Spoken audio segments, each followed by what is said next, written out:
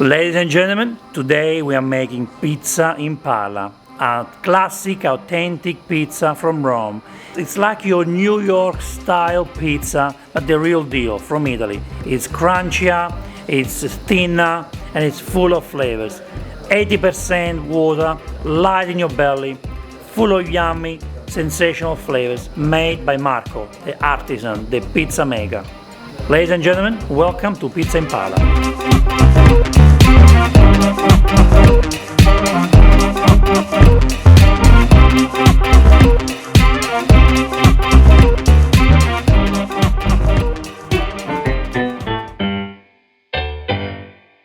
Yay! Hi and welcome to Vincenzo's plate. Oh yes, with Marco's plate. Marco is a great friend, but also an award-winning pizza chef. And today he's showing us how to make pizza impala, a classic pizza from Rome, the Roman area. So if you've been to Rome, you've eaten this pizza. It's like pizza slice. By the slice, exactly, Vincenzo. And Marco, why are you making this pizza? Because I actually fall in love with this pizza, with this particular kind of pizza back more than 10 years ago. It was like an amazing product and I really fall in love. Experience. And you won an award with this, eh? Yes, I won a few awards with this category of pizza. Most important was the Pizza World Championship on 2015, which I get the third position. Yeah. Oh wow. This man won a few prizes and he knows his stuff about pizza. But today you will find out that it's not your classic round pizza. Today, of course not. It's a delicious pizza. It's completely different. It's something which is not so common. Looks like it's not easy to achieve the result, but then we got the recipe today. 80% of water, so it's going to be really nice and light, easy to digest. So why are we eating other pizzas? That's the pizza we must eat every day. We have to. Please, Marco, show us how to make this wonderful pizza. Of course. So let's get it started. We start from the biga. What is the biga actually? The biga is a pre-ferment, is a starter, is a natural starter. So we're gonna use our flour, our ciabatta romana, which is a premix studied by Stagioni to have the perfect recipe for the pizza impala alla romana. Okay, let's start with 1.5 kilo of flour mix, 900 milliliter of water and 10 grams of dry yeast. So let's start to put together the yeast. And slowly we add the water. Basically the biga as a pre-ferment, and as I say, the pizza impala is like more close to the bread. It's actually close to the ciabatta because it will be thicker. So biga is a pre-ferment and comes from the world of the baker. That's why I'm using that. And actually because biga is a kind of pre-ferment which make your dough much healthier. Gonna develop more taste, more smell, more volume as well. That's the secret of the bakers. They use a pre-ferment such as a biga or Polish to develop more volume on the bread. What they do, they produce the pre-ferment the day before and then they stock it for the following day, because then on the following day they have no time to do all the process. So they just use the pre-ferment, they finish the dough, and then they need to go straight away into the oven. So there are multiple positive things about a biga. There's develop much more taste and smell. Eating like is a kind of umami. Gonna have much more hair inside our dough and will be much more healthy for us to digest, easy to digest, because a part of the complex sugar on the dough will be already gone, because we already create a starter. So tomorrow we just need to split the last sugar, the complex sugar on the new flour, and that's it. And my biga is ready. And then we stock it in the fridge. We let our biga rest for 24 hours on a deep container in the cool room with enough space to proof. That's the kind of bucket I usually use, a high one, and that's the biga following day. You cannot smell it. It's so strong. And now let's see how the gluten is made. And that's our gluten developed on the biga.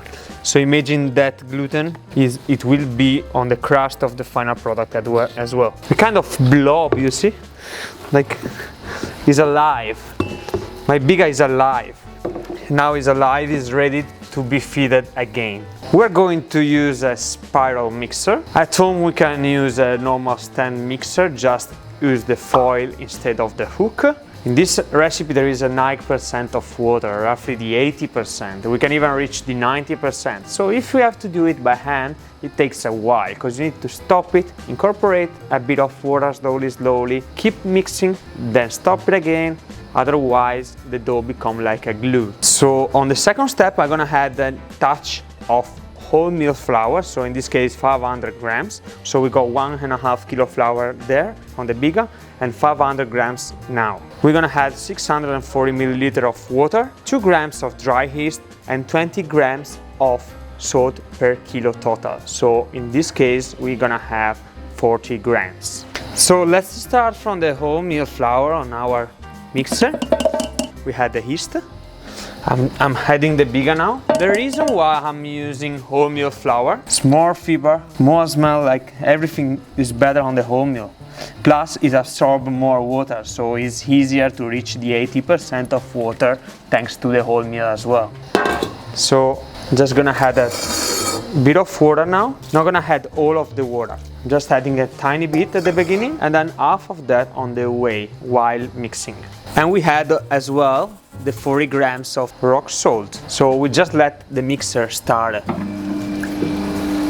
Now it will be a long process because we have to reach the 80% of water. So this one is the hardest part, because you need to wait, you need to add the last half of the water slowly. You don't have to rush and put the whole water together. You need to wait until the dough slowly incorporate the water. So slowly now there is no more flour around the bowl, so we just add a tiny bit of water slowly. You see, I'm not gonna give all the water at the same time, but slowly I add a bit of water because I want to reach an high hydration. It's like if you're blessing the dough. Yes, I'm you like look like a priest. Yeah, in nome del Padre, del Figlio. I'm like the bishop. And we wait. I'm gonna check the consistency. We still have to mix it again because the dough is still sticky. It's not too elastic, it's still breaking. Let it mix for a while. Okay, now we just add all the water. We just double check the temperature. All right, we got 24 degrees. I'm just gonna finish with a touch of extra virgin olive oil, 40 grams. And then once the dough will absorb the last 40 grams of oil, we just take it out. So you see the dough is ready. It's really nice and soft. Elastic. I like that. Now what I do, I just wet my hand with a bit of water and I do like the bakers.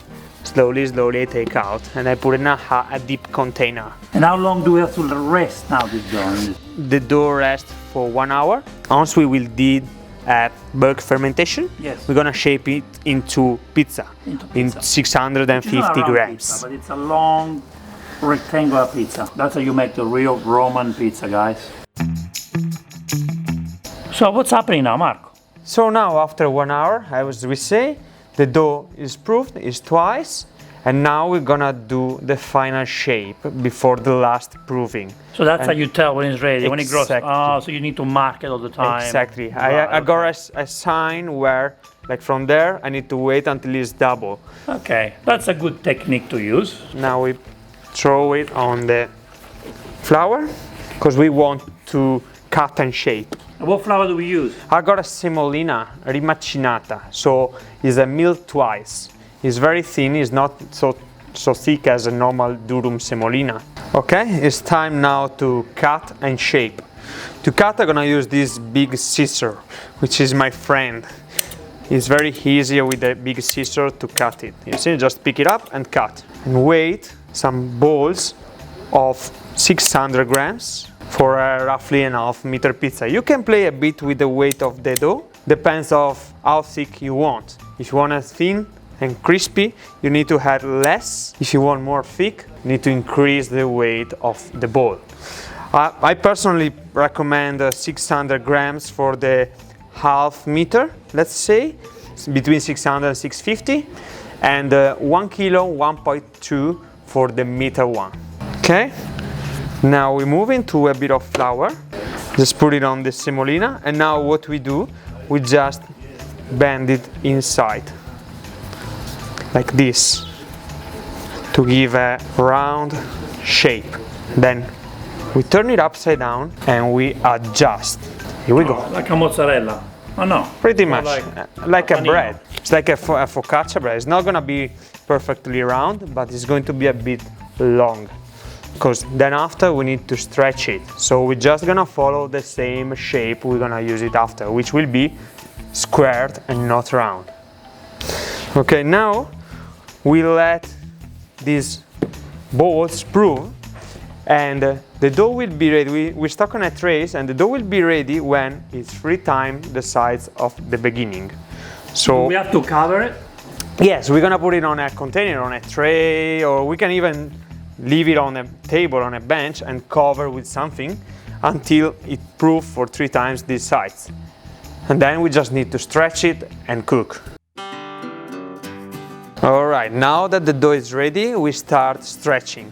We just need to put a bit of flour on top and cut. And now is the time to turn this upside down on the flour. So we will expand the flour all the way, and we have to turn this one upside down. Put a bit of flour on top as well. Flour will be our friend now because it's helping. Semolina again. Yeah? Semolina, yes, of course.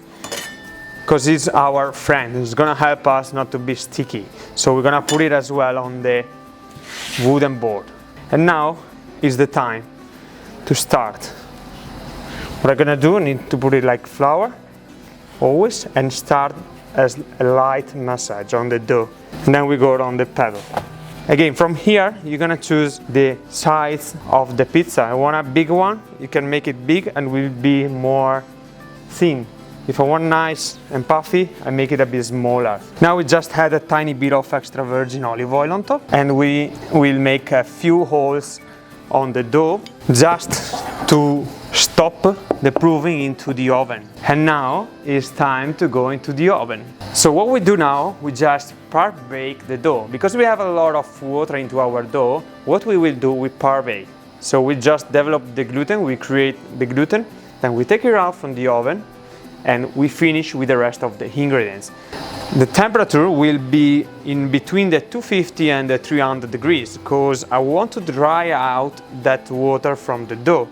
So the good thing is that you can do it at home on a domestic oven that you can reach 250 degrees. That's why at home we usually do a mistake. We put everything on top, we put it into the oven, and we cook it for 15 minutes. So everything on top will be burnt, will be dry, but the dough is still raw.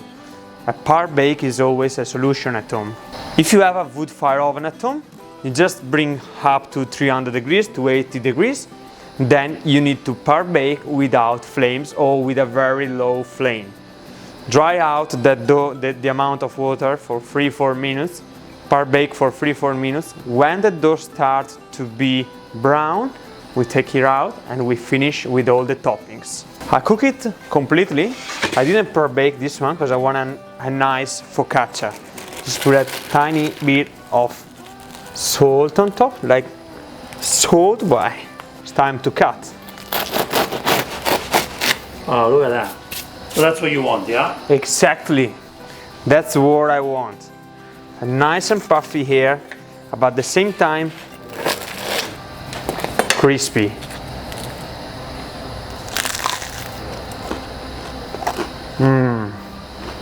Now we do a classic margherita with this one.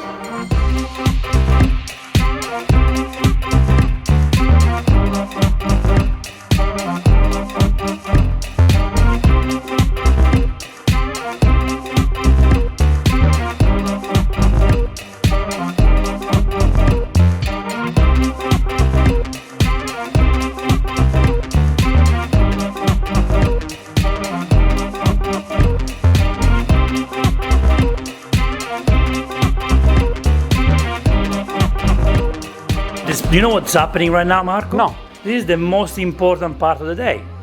Because So? we get to eat. Oh, which is perfect. That's why I come back into the picture.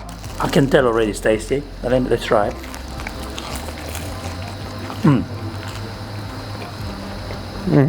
It's a light pizza, Marco. But it's full of taste. But it's full of flavors, yes.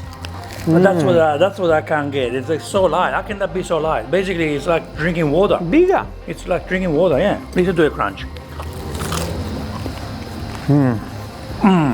So we can actually bake our pizza base and leave it on a freezer or on a fridge. And tomorrow you can finish with all the ingredients and get into the oven. You're gonna have a nice and fresh product. Looks like it's straight from the oven, even if it's power baked the day before. What I can say, guys, is thank you for watching this episode and this pizza show. We will see you in the next Vincenzo's Plate video recipe. E ora si mangia. E ora si mangia. Vincenzo's Plate. And see you. Thank you, Marco. Thanks, Vince. I can't wait to make pizza for you one day. Of course you will. Will you eat it? Yeah. Would you trust I need to test your. Trust my belly? Yeah, of course. Look, like mine. We look like a brothers. We do actually. From the nose to the belly. Thank you, Marco.